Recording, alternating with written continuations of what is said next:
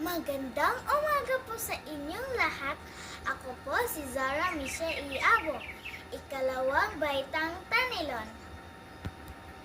Wikang mapagbago.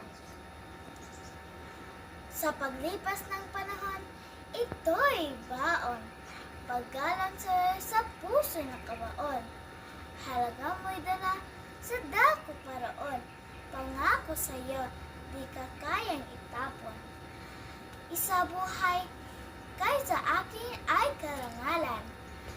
Mahalin ng lubusan, sagi nilaan. Sa isip ko'y di maudlit kailanman. Sapagkat ika'y tunay na kayamanan.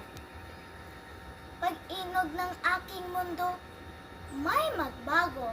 Asahan mong di ka mabibigo. Ika'y nagbigay buhay sa aking pagkatao. Filipino, ang wikang